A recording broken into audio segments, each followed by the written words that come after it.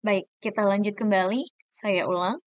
Dengan business example sebelumnya, Anda diminta untuk create new area in your company of customer service dan selalu keep track untuk biaya-biaya yang ada di area tersebut. Saya remind sekali lagi, ini adalah unit finansial. Kita akan create transaksi di 54 untuk basic cost center. Saya pandu Anda sekali lagi dari menu accounting, controlling, cost center accounting, kemudian di master data, cost center individual processing di KS01. Saya notice sekali lagi bahwa saya menggunakan batch fee, sesuaikan dengan batch Anda, dan saya menggunakan user 00. Silakan disesuaikan dengan data Anda. Nah, karena cost center menampung pusat biaya, tadi ingat ada tanggal validity kapan unit ini akan ada sampai kapan. Nah, itu boleh kita assign dalam hal ini misalnya dicontohkan 1 Januari 2023. Tadi sampai 31 Desember akhir tahun ini.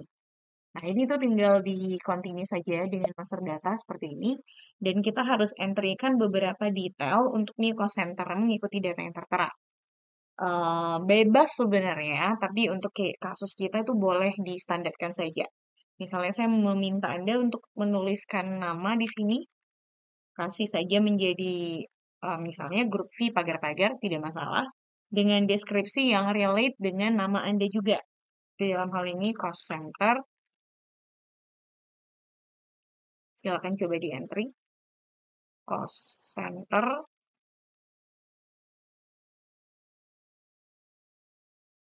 V pagar-pagar.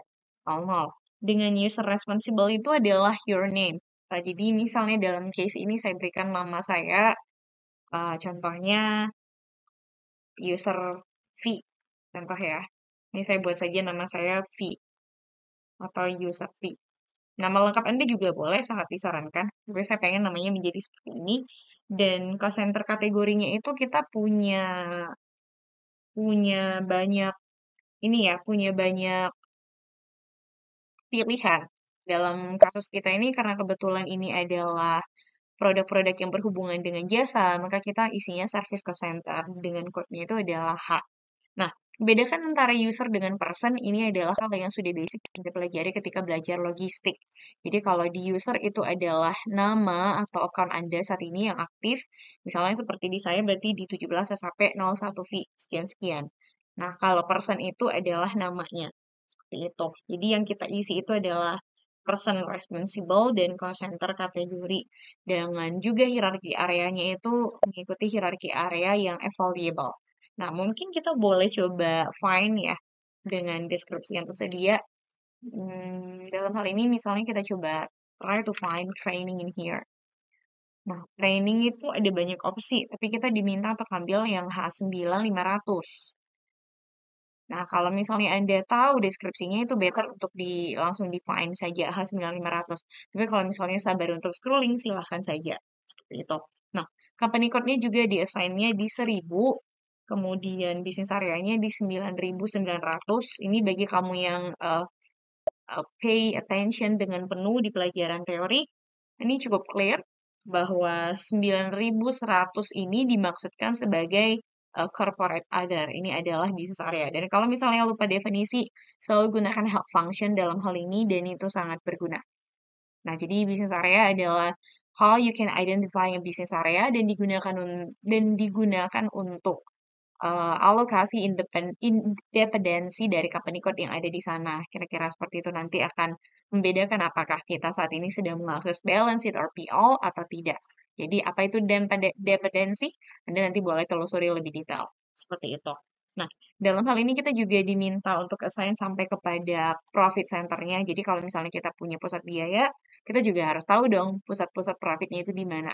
Bagi kamu yang melupakan definisi basic dari profit center itu sendiri, boleh silakan find definisinya kembali lagi dengan tombol bantuan dan kita boleh coba show beberapa standar hierarki yang tersedia di sini. Misalnya di sini ada contoh hierarki area 1000 untuk area Europe dan stok produk di dalamnya yang terdiri dari kendaraan seperti motorcycle, automobil dan segala macam. Kemudian ada lagi untuk yang aksesoris di produk, sales aksesoris di dalam satu grup customer, area Spain dan lain sebagainya. Nah, ini hanya contoh dan kita fokusnya itu di profit center 1400.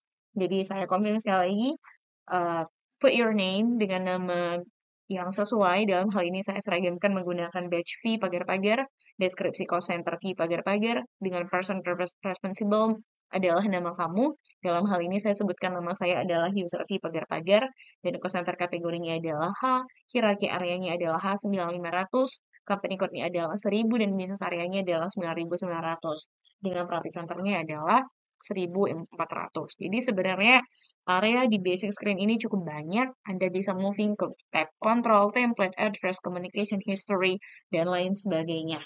Jadi boleh silakan di drill down sesuai dengan kebutuhan.